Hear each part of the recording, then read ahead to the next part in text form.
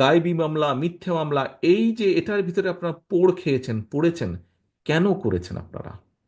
আপনারা করেছেন এ কারণেই, যেটি আমি বিশ্বাস করি, সেটি হচ্ছে একটি বিশ্বাস, একটি আদর্শকে ধারণ করেন বলি। কি সেই বিশ্বাস? সেই বিশ্বাসটি হচ্ছে দেশের মানুষ, দেশের মানুষের গণতান্ত্রিক অধিকার, দেশের সর্বোপরি দেশের মানুষের অধিকারকে প্রতিষ্ঠিত করার জন্য এটিতে আপনারা বিশ্বাস করেন।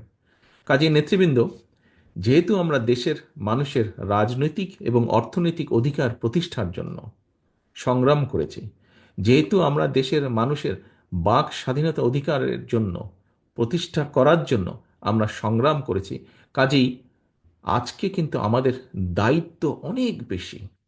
আজকে আমাদের দায়িত্ব অনেক বেশি। আপনারা নিজেরাই বললেন, আপনাদের মধ্যে থেকে একজন বলেছেন, আমি ওভারঅল কথা ধরে নিচ্ছি, এবং আপনারা যখন সকালে এসেছেন, হয়তো আপনাদের অনেকেই, আপনাদের পরিবার হোক, আত্মীয় স্বজন, বন্ধু বান্ধব, পরিচিতজন, অনেকেই বলেছেন এই সুযোগ পেলে তুমি এই কথাটি জিজ্ঞেস করবে বা এই বিষয়টি তুমি তুলে ধরবে। নিশ্চয়ই হয়েছে, অনেকের সাথে, সবার সাথে নয়, হয়েছে না ভাই? আপনাদের অনেকের সাথে বলেছে, কেউ না কেউ বলেছে যে ভাই তুমি সুযোগ পেলে এই কথাটি বলবে। তার মানে এই যে জনগণ আপনাদেরকে বলেছে, যারা বলেছে তারা তো পাবলিকেরই অংশ, জনগণের অংশ। কেন বলেছে?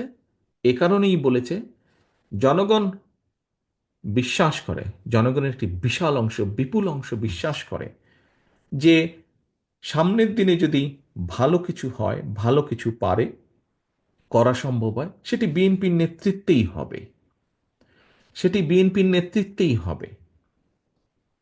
আমরা স্বাধীনতা সংগ্রামের কথাও যদি বিবেচনা করি, সেই সময়কার যদি দেখি, আমাদের নেতা শহীদ রাষ্ট্রপতি জিয়াউর রহমান স্বাধীনতা যুদ্ধের ডাক দিয়েছেন। কেউ অসত্যকে অস্বীকার করতে পারবেন না।